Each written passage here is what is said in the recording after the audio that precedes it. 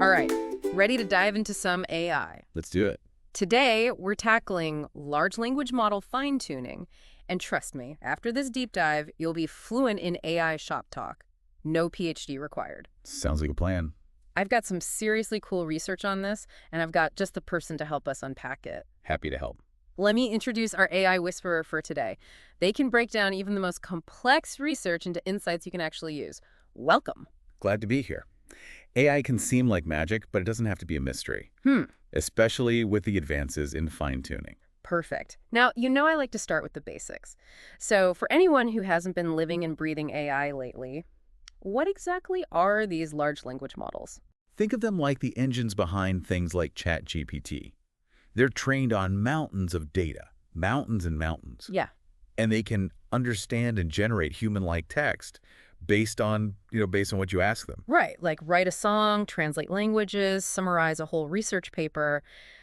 The possibilities seem kind of endless. They do. But isn't training these LLMs from scratch insanely expensive? Yeah, you're not wrong. We're talking upwards of $100 million to train something like, GPT-4. Yeah. That's a whole lot of zeros. That's a lot of zero. Making it out of reach for most folks. Okay, so that's where this fine-tuning thing comes in. Instead of building an LLM from the ground up, you're saying we can give an existing one a quick lesson in a specific field. Exactly. Yeah, it's like taking an already brilliant student and giving them a specialized tutor in, say, astrophysics or ancient languages. So we're not talking about building a brain from scratch, but more like giving an existing one a serious upgrade in a specific area. Precisely. And this is where your research gets fascinating. Yeah. It dives into how to make this fine-tuning process even more efficient, especially when dealing with something called a mixture of experts. Mixture of experts, or MO. MOE, that sounds more like a secret society than an AI concept. It does have a ring to it. But imagine this. Instead of one massive LLM trying to be a jack of all trades, you have a team of specialized experts within the model. So like a brain trust, but for AI. Yes. Each expert is trained on a different aspect of a task. Okay. Need to write a killer screenplay. Call on the storytelling expert.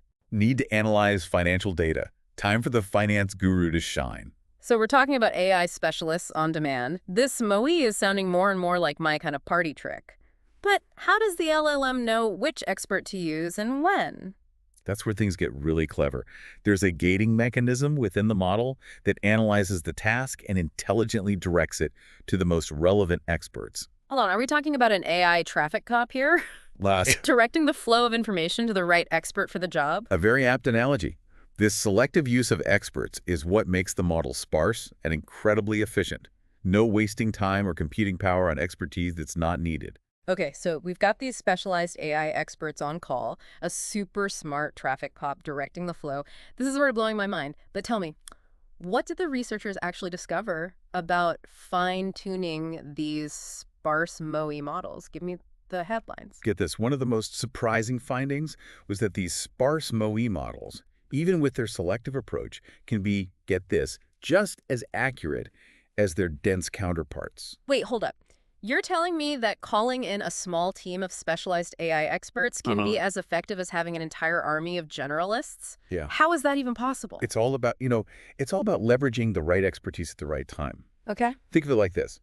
A specialist surgeon might not know everything about general medicine, but they're incredibly precise and effective in their area of expertise. Yeah. Similarly, by training each expert in the MOE model on a specific domain, they become incredibly good at their particular tasks, leading to, impressive accuracy, even with fewer experts overall. So it's not about brute force. It's about, But about strategic specialization. Exactly. Mind-blowing. But doesn't all this specialized training take a lot of time? That's the million-dollar question. Right. And this research digs into it. They found that a significant chunk of the time and cost and fine-tuning actually boils down to one crucial part of the model, the MOE layer. Okay, the MOE layer. We've touched on this briefly, but remind me again what makes this layer so special. Remember our AI traffic cop analogy? Yes. Well, the MOE layer is where this traffic cop lives and works. It's the control center that analyzes the incoming task and decides which expert or team of experts needs to be activated. Ah, right. So it's not just directing traffic, it's like a conductor coordinating a complex symphony of AI experts. Exactly. But here's the catch. This decision-making process within the MOE layer, as sophisticated as it is also a bottleneck. It Okay. requires a lot of computational power, which translates to time and cost. So it's like having a super efficient team of experts, but then the process of choosing the right expert for the job takes ages. Yeah, it can. It does sound like a bottleneck. Precisely. And the researchers found that optimizing this MOE layer, making that decision-making process faster and more efficient, is crucial for unlocking even greater cost savings in the future. Makes sense. If we can streamline that bottleneck, imagine the possibilities. Now, this research gets really interesting because they didn't just identify the challenges, they actually tried to create a model that predicts the cost of fine-tuning. Right. That sounds incredibly useful, It is. like having a crystal ball for AI budgeting. Yeah. Think about it. If you're a company wanting to leverage AI, Right. you need to know how much it will cost you. Exactly. This model takes into account things like the size of the LLM, the type of hardware you're using, the size of your data set, even how sparse your MOE is. Wow. It's like a customized cost calculator for your AI endeavors. Now that's what I call putting research into action. But we both know no crystal ball is perfect. Right.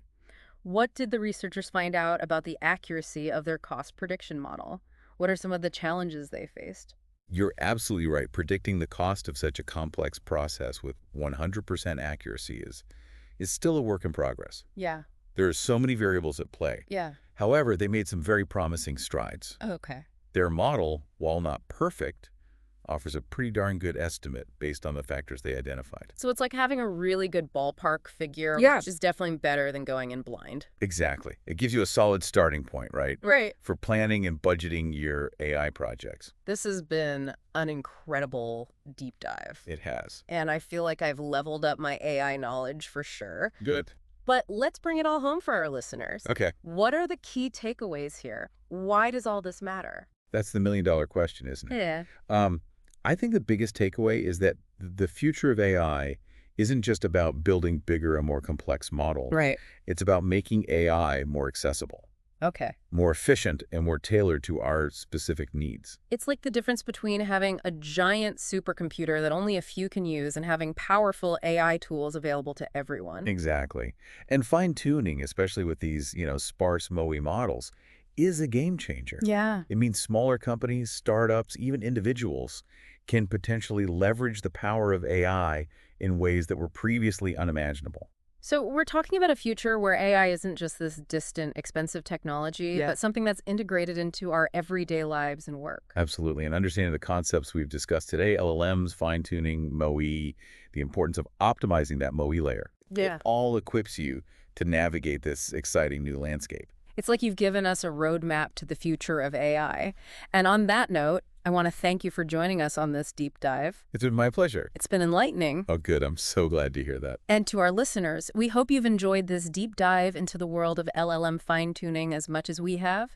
Until next time, keep those brains engaged and keep exploring the ever-evolving world of AI.